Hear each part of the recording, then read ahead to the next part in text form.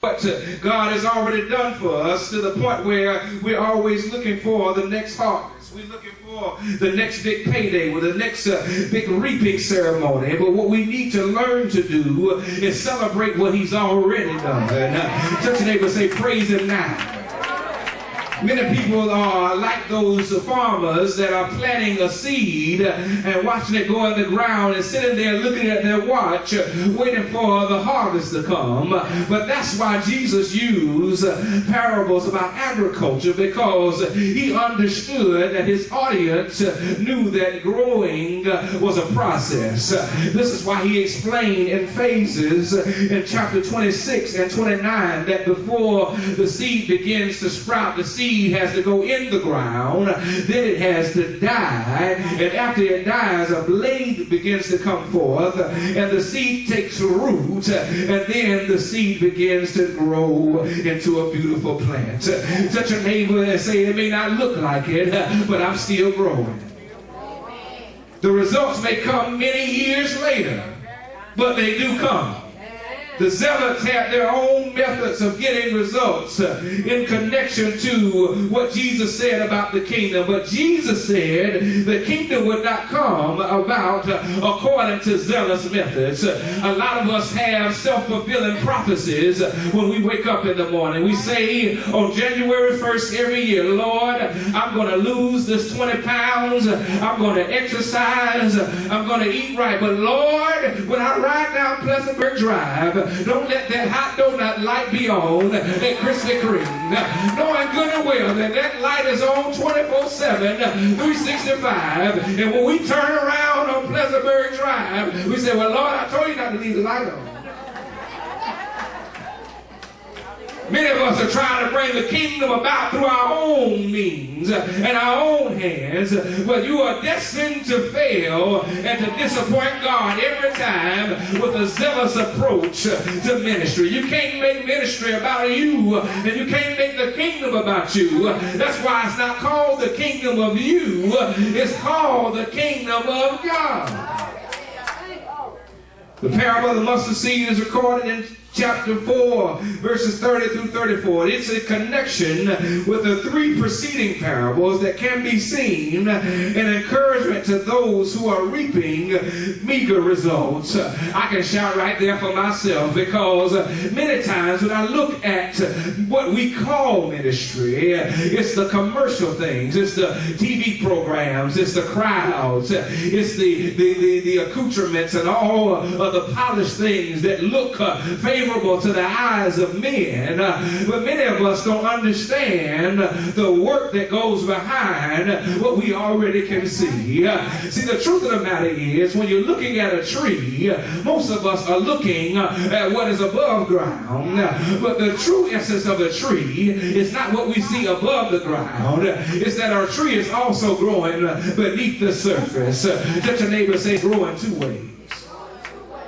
And that's what it takes for us to really get a reward out of the church, and more importantly, a reward out of ministry. The good that we do, we may never see the root causes of where the good is coming from. The root cause of the good in you is not because of your personality or your pretty smile or your long silky hair. The good of you is because God is living on the inside of you. That's why the songwriter said, and it may not be all good, but it's working for my good. Touch your neighbor and say, it's all God. The parable of the mustard seed is told so that we can see as followers of Christ that it's not about the meager results, so it's not about the measure of the harvest. It's about the intention to please God in our ability to sow good seeds. It's not up to us to measure the response, but to sow the seed. It's not up for us to always pluck everything that comes off of every tree or even catch it when it falls. Touch your neighbor and say, you ain't got that many hands. A well-known saying reminds us that great oaks come from little acorns, and they grow. And Jesus told the parable of the mustard seed, a little tiny seed that could become a tree as great as this. A little tiny minuscule seed, smaller than a kernel of corn, could become a tree some 10, some 12, and even some 30 feet tall. Touch your neighbor and say, you got unlimited potential. The question we ask today is, if the capacity is in us to do good, then why don't we do good? How do we sow good seeds? Let's just make it plain. It's so easy to do the wrong thing. How do we encourage everybody in the church to do the right thing? Do we show them Spike Lee's movie, Do the Right Thing 35 times before they get the point? How do we motivate people to do what they already know is right? How do we sow good seeds? The first lesson is that we see the seed. Touch your neighbor and say, see the seed. Verse 26 says, the kingdom of God is like this. A man scatters seed on the ground. Now the question would be, why would this unnamed man, this mysterious, this enigmatic personality, why would he just take some good healthy seed and scatter it on the ground?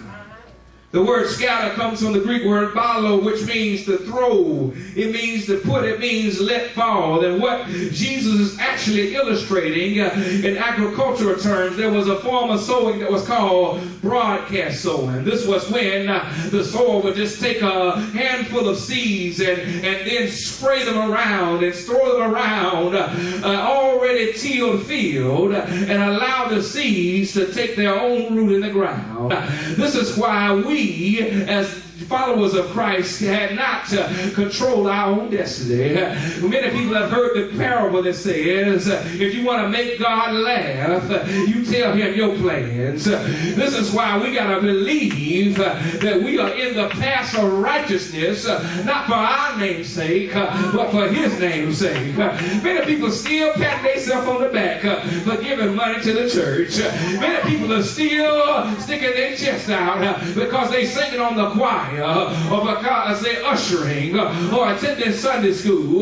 But look at your neighbor saying, you ain't doing nothing that you already should be doing. This is why we are doing what we're doing, is because we can see that God is very present help in the time of trouble. All things are working for our good. The Bible says it this way, where there is no vision, the people are perishing. And many of us are tossing and turning, trying to figure out why there are so many raggedy people in the church. And the reason why there's so many raggedy people in the church is because they ain't got no vision. Touch the neighbor and say they can't see it. So you got to look at a seed. And common sense will tell you that trees don't just shoot up out of the ground. Trees all start from little acorns. But you got so many tree-minded people that they can't understand how to get from the acorn to the tree because they are so used to somebody giving them something all the time. But what Jesus is wanting us to focus on is not the tree. He wanted us to look at the seed. And if we look back at our own story and our own testimony, we may not have ever been on the mugshot newspaper when we go in the gas station. We may never have had our name on Fox News on Friday or Saturday night. We may not have ever been locked in a jail cell in Greenville County or a state penitentiary. But God has brought us from a mess a time or two in our lives. So instead of looking at how together you got it right now, look at the seed that you were and the tree that you have become. Look at what the Lord has done. So when you look at the world through the eyes of Jesus, you won't just see a raggedy person. You will look at a person as a seed. They're just a seed that has not been planted in the ground. In another parable, Jesus explains this way: sometimes the seeds fall among good soil. Sometimes seeds fall among rocky ground. And sometimes they fall among thorns. And we got a lot of thorns in our churches. These are the people that as soon as God puts a word in your heart to do what's right, you get home and they say, what you doing going over there to that church? People who ain't got no intention to do what's right. They working on your hair, ladies. They cutting your hair in, and they say, I wouldn't do that if I was you. Touch neighbor so they can see it. So what you're looking at right now is not where I started from. What you're looking at right now is a process in which God is working on me the same way that he's working on you. But what you got to do is you got to get rooted and grounded in the Word of God so that he can use you, so that you can achieve your maximum potential. The reason why many people fail, the reason why so many people are so raggedy is because they can't see it. That's where discipleship begins, is you got to help them see it. Touch they say, tell your testimony. Secondly, you got to sow the seed. Many people take a seed and say, yes, this can one day become a tree. But in order for it to become a tree, Pastor, that's take too long. I ain't got that much time, and it's too much work. Let's just be honest. Many people understand that some things start small and become big, but the amount of work that is needed to get from here to there, they don't want to sow. Crying because they broke, but don't want to tithe. Crying because they're overweight but don't want to exercise. Crying because they're lonely but they mean to everybody they meet. We can't reap the harvest unless we learn how to sow the seed. The word sow comes from the Greek word sparrow, which means to scatter over tilled ground. See, what Jesus is really saying to them is that he already understands, that they already understand, that nobody in their right mind will go out and sow seeds in a ground that has already been tilled. What that means literally is that God has already done all the groundwork. The work that you are doing is only a part of a bigger process and the work that he's already done. Jesus has already paid the price at Calvary, so why are you crying up all night about a Negro that don't care nothing about you? Jesus has already paid the price. Why are you staying up all night worried about a problem when the Bible tells you that he never sleeps nor slumbers? Why are you sitting and worried about it and trying to figure it out when God has already worked it out? Just like say, we make too many excuses. Nobody wants to sow anymore because we're so afraid that we're going to be the only one that's going to do the sowing. But the reality is the groundwork has already been done. This is seeds that are scattered already and already tilled ground. God has already done the hard work for you. What he wants you to do is to be a part of the process. Jesus is using this metaphor of a mustard seed to show the unlimited potential of a work that has already started. The work that God is doing at Mount Emmanuel, it was already started before any of us ever got here. The work that God is doing in this community and in this city and in this county and this world was already started before we were ever born. That means that we must continue in the good works that God has already set before us. First, you have to see the seed. Stop stressing yourself out figuring out why there's so many raggedy people in the church. The answer to that question is they don't have a vision. They can't see the potential and what God already sees in them. Secondly, we have to sow the seed. The reason why we are doing good works is because we see ourselves as a part of a bigger picture that God has already painted. And this is why Jesus told them to sow the seed. In verse 31, he says, it is a mustard seed that has sown in the soil. It's smaller than all the seeds on the ground. My brothers and sisters, You might not can't see what God sees. But touch your neighbor and say, keep praying for me. This is why a good pastor never gives up on his or her congregation, because prayer helps us to see what God already sees. This is why people talk about each other so much, because they ain't praying for them. This is why people won't help people when they're in need, because they ain't praying for them. This is why people are so quick to give up and to give out and give in, because ain't nobody praying. But one thing you need to know about me is that I'm praying for you. Marvin Sapp said it this way: he saw the best in me when everyone else around could only see the worst in me. You have to see the seed. Secondly, you have to sow the seed. But thirdly and lastly, you have to share the success. Dr. Claudette Copeland, a graduate of ITC, said, we like success, but we don't like successful people. Lord have mercy, when success comes into the picture, that's how you know who your real friends are. When success comes into the picture, this is how much you really know folks really love you. We like to see people down and raggedy because that makes us feel good about ourselves. But when they come in with clean teeth and combed hair and dressed nice and looking sharp and a new man or a new woman on their arm, we turn up our nose and we smacking our teeth because we are player haters. But truly successful people, they don't keep all the blessings to themselves. They share in the success. They get a new house and they invite you over.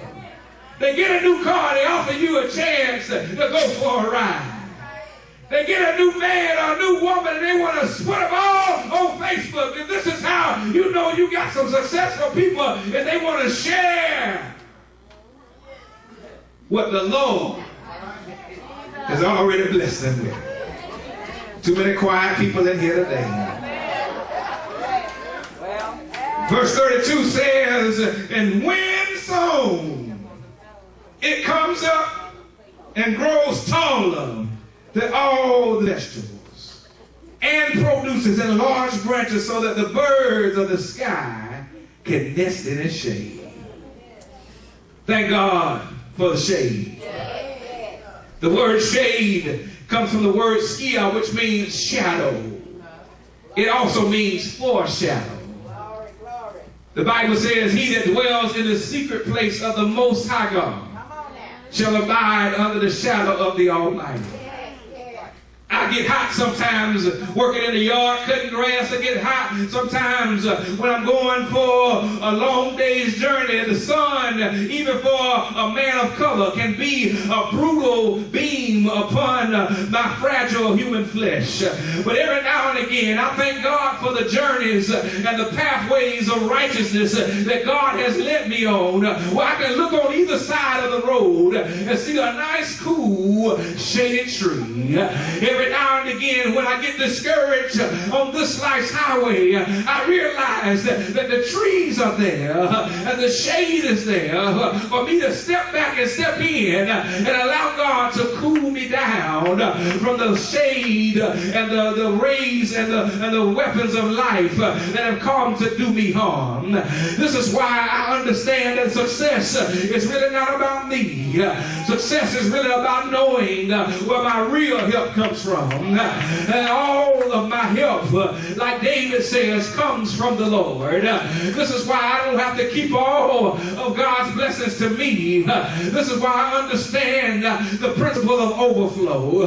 Because David says, he anointed my head with oil. The anointing is for you, but it's not just for you. The anointing is for all the raggedy people that are around you. And if they hang around you long enough, that oil is going to overflow. Touch a neighbor, say, hang around for the overflow. This is why I got some success, because I know where my help comes from. And I want to stay under that fountain long enough for those that are around me to share in the success with me. A mustard seed is much smaller than a kernel of corn. A mustard seed is smaller than a grain of wheat. yet its growth is more spectacular.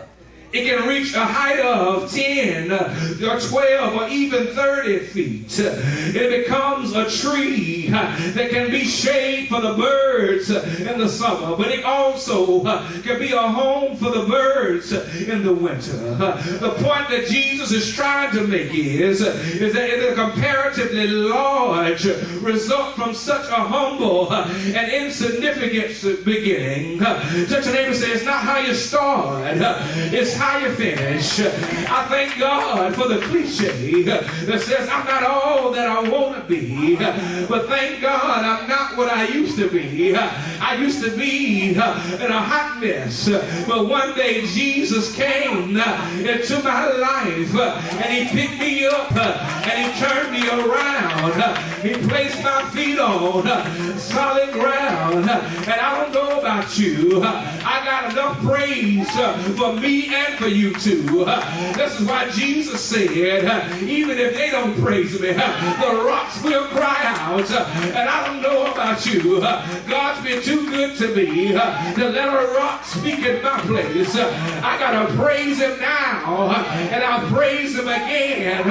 I'll praise him every time I have a chance. So instead of talking about bad people doing everything, I want to talk about how God's people aren't doing anything. And whenever you see a problem, you need to sow a good seed. You need to give till it hurts. You need to praise until you help somebody.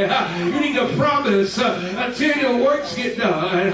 This is why we sow good seeds. I got to get out of here because somebody here is saying the path to hell can be laid with good intentions. I got good in my heart, Reverend, but how to perform it, I got a problem. I want to be right. I want to be saved. I want to be whole, but I need a little courage, or I need some encouragement of how to sow some good seeds. I got to tell you one thing. I'll tell you a story about a man that was having a problem. And man, he was having a problem, so he went to see a psychiatrist. A psychiatrist is one that helps us deal with problems of the mind. And the psychiatrist asked him, sir, what seems to be the problem? The man said, every time I go to the grocery store, when I go down the dog food aisle, I smell a can of dog food, and I just can't help myself. I get out a can opener, and I open up the dog food, and I start eating it right then and there. The psychiatrist said, this seems mighty strange. I've never dealt with a problem like this before. He said, sir, how long have you been having this problem? The man said, ever since I was a little puppy. And I'll stop by to tell you, some of us have been dealing with a problem for a mighty long time, but we have done as Jesus said to do. He said, come unto me, all who labor and are heavy laden, and I will give you rest. The Bible goes on to say, for his yoke is easy and his burdens are light. Stop giving all your problems to the pastor. Stop giving all your problems to the deacons. Stop giving all your problems to the psychiatrist. Stop giving your problems to the doctor. Stop giving your problems to the lawyer. Just give it to Jesus, because God is able just to carry you through. It makes no difference what the world may do. I prayed about it. I gave it to Jesus, and I'm a witness that he will make it all right. Stand on your feet and tell your neighbor, say, neighbor, sow good seeds. Say, neighbor, sow good seeds. The reason why you do it is because you're going to reap just what you sow. If you know you're going to reap what you sow, say yeah. Say yeah. Say yeah.